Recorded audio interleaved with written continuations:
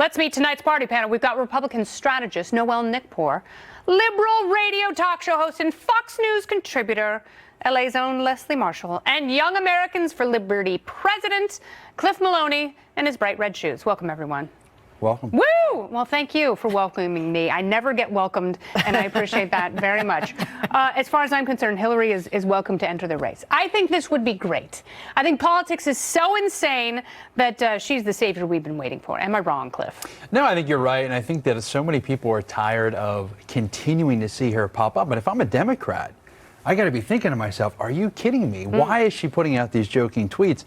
And I think it really shows, I mean, Trump knows how to get the Democrats riled up. Sure. And you see these tweets coming out, you see people responding. I just think if you're a Democrat, you want to get as far away from Hillary Clinton as possible. You want new ideas. Sure. You want new solutions. You want new passion. Not a rematch where she, even in the tweets, is admitting now once again, well, maybe I didn't lose the race. Yeah, Come on, she's you like, lost, I'll beat him get over again. it. Come up She with hates some the new Constitution. plans. I mean, that's the only explanation for it. But Democrats, by and large, do not want her to run. 71% say they do not want her anywhere near the race. If that's the case, why can't she take that hint? Is it her wounded ego that just needs constant stroking and she can't let go of election night?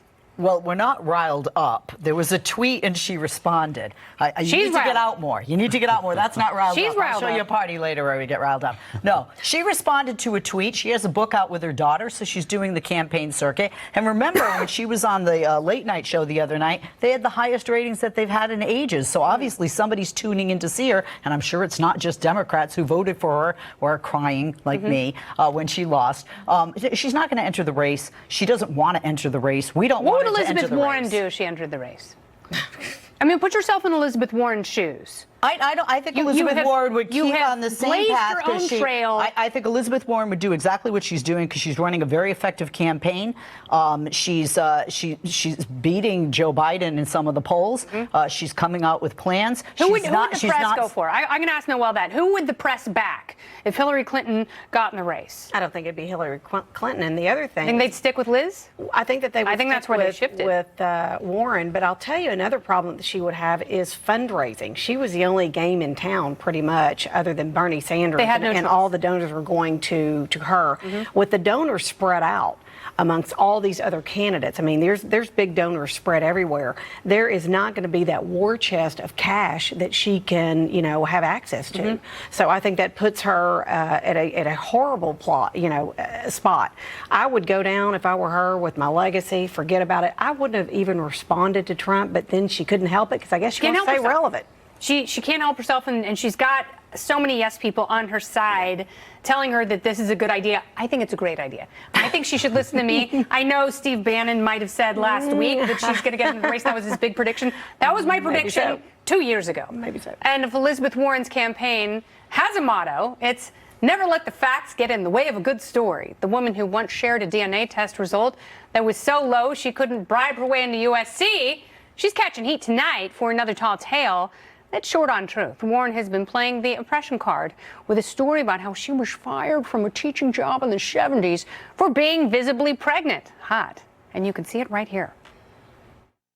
My first teaching position was as a special needs teacher. By the end of the first school year, I was quite visibly pregnant. And the principal did what principals did in those days. Wished me luck and hired someone else for the job. Ah, heck. That's a pretty heavy story until you hear Liz discuss it in 2007 when she gave an entirely different reason for being out of work. Take a look. I went back to graduate school and took a couple of courses in education and said, I don't think this is going to work out for me. I had a baby and stayed home for a couple of years, and I was really casting about, thinking, what am I going to do? Casting spells. The Washington Free Beacon has since obtained county school records that show Warren was in fact offered a second contract at the time of her pregnancy, which she accepted only to resign a few months later. So can Elizabeth Warren outrun her latest fib, or is her campaign on the tomahawk chopping block? Oh, Cliff Maloney. Does she have to embellish? I mean, her life story's pretty interesting. She's done some good stuff. She's got some great ideas. She likes to do the research. Why the embellishments? Yeah, she's a successful United States senator. You think she'd focus to those things, but I think they need to look at the fact that Americans like people that are genuine. Americans like people that are authentic. And I think that Democrats right now are going to have a problem if she gets into these debates. Let's say she gets through the primary, she gets the nomination.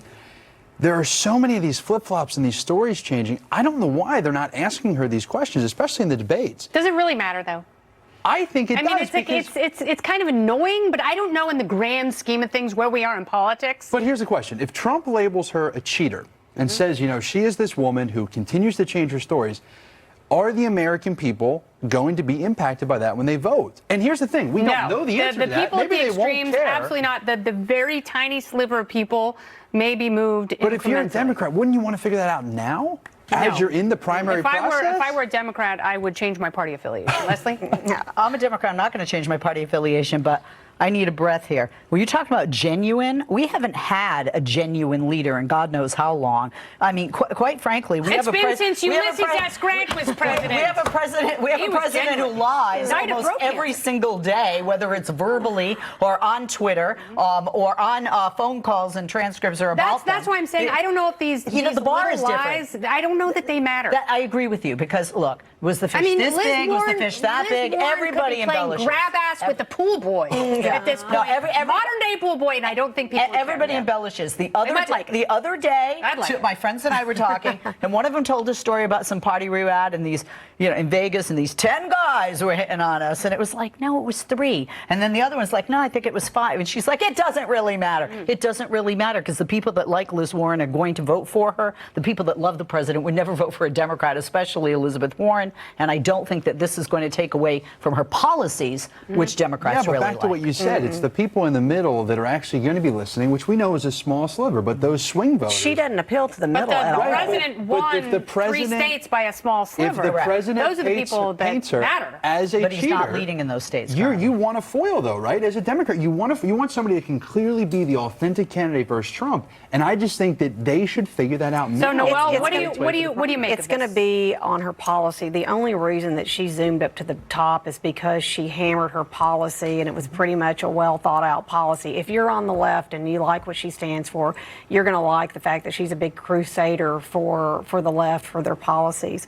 But I don't think that this, he said, she said, and the facts of the timeline of the pregnancy, of the firing, I really don't think that that has anything to do with whether or not you're going to stick. If you look at the opposite side, if you look at Trump, he said a long time ago, I could go out on Fifth Avenue and shoot somebody Hillary and still be Clinton said okay. that she was named after Sir Edmund Hillary, who summited Everest like 5 years after she was born.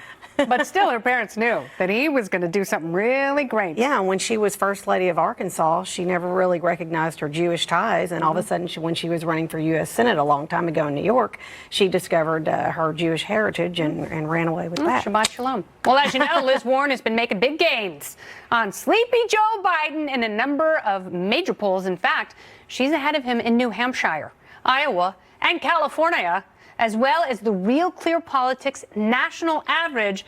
And that's reportedly got Sleepy Joe very, very nervous. His supporters as well. So much so that some of his biggest donors reportedly had a powwow over the weekend to try to figure out what the hell to do.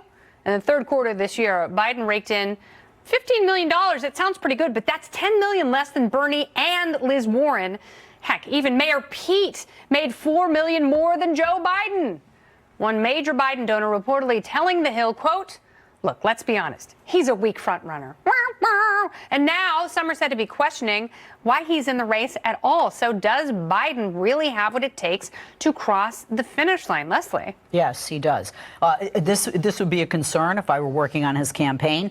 But there are a few things here. His donors are worried. And these are people who are flush with cash who are big fans, and they're worried. Right, but there's a couple of things here. When you just look at his demographics, I mean, he doesn't have some of these, millennial, grassroots, single dollar here that Bernie Sanders has and Elizabeth Warren has benefited from. Not just the single dollars, it's also the social media upper hand. Correct. He doesn't. And that's what changes perception. Again, right, and that again speaks to a younger demographic. The other thing is, although he was a vice president and he's been in government for decades, all of the candidates on that stage have been actively campaigning for years, whether they run for Senate every 6 or the House every 2, or, you know, mayor. He was going to run 4 years ago. He shouldn't have stopped running. That's his fault. But the other thing that is also shows that he doesn't have good political instincts. No, the kind of donors he has are going to. They need to hear from him really why, much like they Elizabeth sat Warren, down and half of them came out and said, "I didn't hear why." But that's the problem is they came out of this. They came out of this meeting and went, "I don't know why he's running. He didn't really give us. He's not explaining Ukraine well. He's got health problems. He's got gaps. Why the hell is he running?" Well, I think people are asking, what does he bring to the table? And I think you're right. What is the plan? What is the message? What is going to excite people? And when you're in a primary, I'll like beat you him are like right a now, drum. when you have so many candidates, I mean, what candidates when they drop? Like, where's this huge block that's going to come to Joe Biden? Yes. Right? We were talking about this. You have all of these folks that are super uber progressive liberals that, you know, they have a stranglehold. And once they start to drop and flock to each other, I don't see a group of supporters moving to Joe Biden. Well, the biggest group of supporters are Bernie supporters. And Bernie said today he's had a rough week. God bless him. But he said today that he's slowing down his time on the campaign trail. And he acknowledged that voters are going to see his health as an issue. I think that's letting his supporters down gently because they have been fighting for years now. But at some point, if he does in fact drop out of the race and throws his support behind Liz Warren, that's it. I don't see Bernie supporters going to Joe Biden the way they would excitedly go to Liz Warren. They're not, and you're right. You're absolutely right, because both Warren and Sanders are what I call a movement. So those donors are, you know, more of kind of a movement donor. On Joe Biden, I don't think he was ever, you know, nobody was ever very excited about him. As a matter of fact, some of the donors that I know say that he was the best of the worst. And he's more of a prop because people, if he were the nominee and if he got it, let's just say, that people can go to bed and wake up knowing that Wall Street will not be dismantled, knowing that he will be. He's an establishment That's guy. right. And so they know it's okay. And he's that's a diet Republican. That's why. He's not offensive. Right. I understand that. He was a prop. He also, he's going through the mill right now. Well, because and it's not of the coming Ukraine out well, deal. but he hasn't even gotten to the general. No. And then he's really going to go through the mill. No, and but then it's going to get ugly. If he has 15 million and he can get enough to squeak by, then he can have enough to run his ship and be okay. And that's all he needs because the numbers are now in his favor. You know, if moderation wins the day in the primaries, I don't think it will, but I do think the panel is fantastic. And we have much more with them in just a little bit.